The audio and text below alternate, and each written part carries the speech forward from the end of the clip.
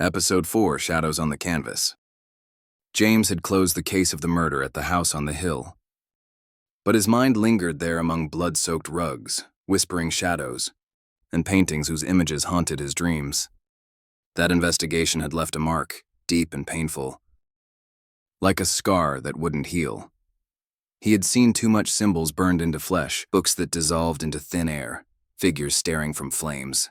The murder was merely the beginning. The tip of an iceberg concealing an abyss of ancient, terrifying secrets. Each answer he uncovered birthed a dozen new questions, and James felt the house on the hill hadn't let him go. He could still sense its breath cold, heavy, as if the place itself watched him from afar.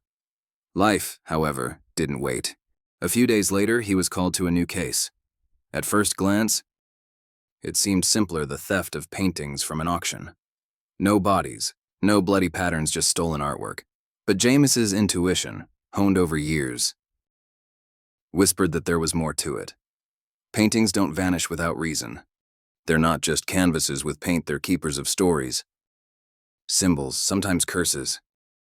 He knew each disappearance was a clue, leading to the shadows he'd already encountered. And this case, despite its apparent mundanity, carried the same mystic stench as the house on the hill. Echoes of the past. James couldn't shake the memories of the previous case. In the house on the hill, he had been more than a detective, had become part of something beyond human understanding. Every detail, the creak of floorboards, the smell of rust, the figure in the flames on the painting was etched into his memory. He remembered Crow's diary, its lines about rituals and voices calling to fire. He recalled the books whose pages whispered even when unopened. That investigation had changed him. He no longer saw the world as a collection of facts and evidence. Now he saw shadows in every corner, felt their gazes, heard their whispers. The house on the hill had shown him that reality was fragile, and behind it lurked something ancient, hungry, biding its time. The new case stirred unease in him even before he learned the details. The missing paintings weren't just valuables, they were links in a chain stretching from the library to the house on the hill, and now here, to the auction hall. James felt this was no coincidence. Someone or something was guiding him along a trail, leaving clues in the form of vanishing artifacts. He couldn't shake the thought that each of his investigations was part of a larger puzzle, where he was not only the solver, but also a piece on the board. The hall where shadows whisper. The auction house greeted James with cold grandeur. The hall was vast, high ceilings adorned with ornate molding reflected the light of crystal chandeliers, and black marble floors gleamed like mirrors. The walls were lined with unsold paintings, their gilded frames glowing in the dim light. Antique mirrors embedded in the columns caught the light and multiplied it, creating an illusion of infinite space. But beneath this opulence lay a palpable tension. The air was heavy, steeped in the scent of wax, old wood, and something faintly acrid like ash. James stepped inside, and his footsteps echoed too loudly for such a space, as if the hall were announcing its presence. The people in the hall, collectors, dealers, wealthy patrons in impeccable suits, moved with mechanical precision. Their faces were masks, smiles forced, gazes empty, voices hushed. No one laughed, no one joked. No one broke the silence that hung over the hall like a shroud. James noticed they avoided eye contact, as if afraid to betray their thoughts. Their movements were rehearsed, like actors in a play where everyone knew their role, but not who the director was. He sensed this auction was more than a sale, it was a ritual, with stakes higher than money. He approached the display of paintings slated for sale. 3 stood out: a portrait of a man in a dark cloak, his face obscured by shadow, a landscape of a burning city, with vague figures emerging from the smoke, and an abstract canvas covered in symbols resembling those James had seen at the house on the hill, circles crossed by lines. He leaned closer to the portrait, and his gaze locked on the man's eyes. They were painted so vividly they seemed alive, tracking him. James stepped back, and for a moment, he thought the figure shifted, as if it might step out of the frame. A disappearance without a trace. By the start of the auction, it was clear the 3 paintings were gone. They had been removed from the display in the early hours as the hall filled with guests, and no one had noticed. The guards swore they hadn't left their posts. The cameras recorded nothing suspicious, and the locks on the display cases were untouched. The paintings had vanished as silently as the books in the library, as the traces in the house on the hill without a hint of evidence.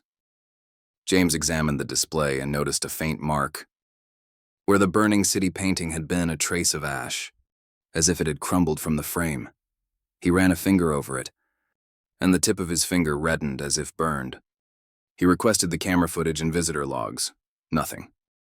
Not a single outsider, not a single glitch in the system. The theft was too clean, too calculated, as if someone knew not only the camera placements but the guards' very thoughts. James recalled a line from Crow's diary, "They take what holds the truth." These paintings weren't stolen for money. They were taken to hide something or to use it. He began questioning the auction house staff. The manager, an elderly man with trembling hands, revealed that the paintings belonged to an anonymous private collector. Their history was murky. The portrait was attributed to an unknown 17th century artist. The landscape was found in an abandoned chapel, and the abstract piece had no documentation. It came from a closed fund. James asked to see the catalog, and in the portrait's description, he found a line, "Watches from the shadows." The coincidence with his own impression of the painting made his heart race. Mirrors that lie. James returned to the hall for a closer look. His eyes were drawn again to the mirrors. They were everywhere, tall, in carved frames, their glass darkened with age. Their reflections were peculiar, too sharp, yet something was missing. He glanced at his own reflection, and noticed his eyes appeared duller than they should, and a shadow flickered behind him that wasn't there in reality. He turned nothing, but the feeling of being watched lingered. The mirrors seemed to hold the memories of those who had gazed into them before, and that memory was alive, stirring in the depths of the glass. He approached one mirror and noticed a symbol carved into its frame, a circle with a cross. The same one from the library, the house on the hill, the missing paintings. His fingers brushed the carving and the mirror trembled, a ripple passing across the glass.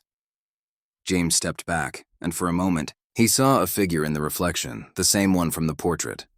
With burning eyes, he blinked and it vanished, but the chill that gripped him remained. Traces in the past. James dug deeper, requesting archives on previous art thefts in the city.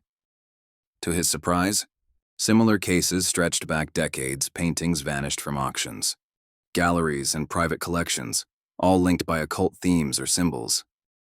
One of the missing paintings, the burning city landscape, had disappeared 20 years ago. It was later found in the basement of an abandoned house, beside the body of its owner, who had died under mysterious circumstances. The report mentioned a note, "The fire knows the truth." James recalled the inscription from the house on the hill, "Truth and Fire." He contacted an art expert, an old acquaintance named Lawrence, who knew the darker side of the collecting world. Lawrence revealed that the missing paintings were tied to a secret society from the Middle Ages called the Keepers of the Flame. They believed certain artworks were portals to forbidden knowledge. The paintings they collected held encrypted messages, capable of awakening forces better left unknown. Lawrence mentioned that the last person to inquire about these paintings was Edward Croth, same scholar whose diary James had found in the house on the hill. A labyrinth without end. James returned to the auction hall at night when the building was empty. The silence was deafening, the mirrors reflecting only darkness, but he felt he wasn't alone.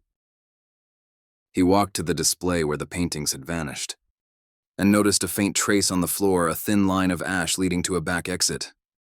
The door was ajar, though the guards swore they had locked it. Beyond it, a narrow corridor descended to the auction house's basement. James followed it, and his lantern illuminated a dusty old crate. Inside was a book, an exact copy of the one he'd found in the library, with the circle and cross symbol on its cover. On the first page was written, "They watch from the fire." He realized the paintings weren't mere loot. They were part of a ritual begun centuries ago, and their theft was a step toward its completion. The house on the hill, the library, The auction all were links in a chain leading to a truth too dangerous to know. James felt his own life intertwining with this mystery.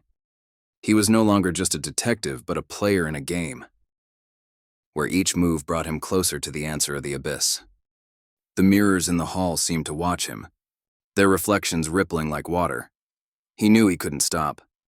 The missing paintings were keys, and he was the one meant to unlock the door. But with each step, he understood more clearly beyond. That door might be something that would change everything himself. The city, reality itself.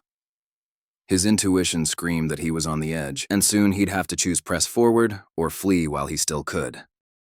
A fate in the shadows. James stood in the empty hall, surrounded by a silence that now felt alive. Whispering. His investigation had become more than a job, it had become his fate. The paintings, the mirrors, the symbols all were part of a labyrinth, each turn leading deeper into darkness. He felt he was nearing the center, but the closer he got, the fewer answers remained. The mystery grew like a shadow, and he knew he would soon face what lay behind it. This case had changed him. He was no longer the man he'd been before the library, before the house on the hill, before the auction. Each step led him to a choice that would determine not only the outcome of the investigation, but his own life. He sensed the dark forces he'd encountered had already noticed him. Now, standing on the threshold, he knew there was no turning back.